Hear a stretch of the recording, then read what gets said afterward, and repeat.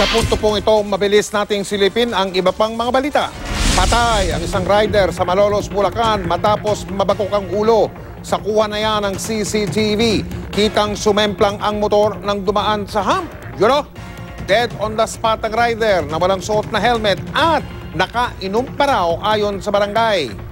Sa Zamboanga del Sur na huli kam ang isang motosiklo na 4 ang sakay.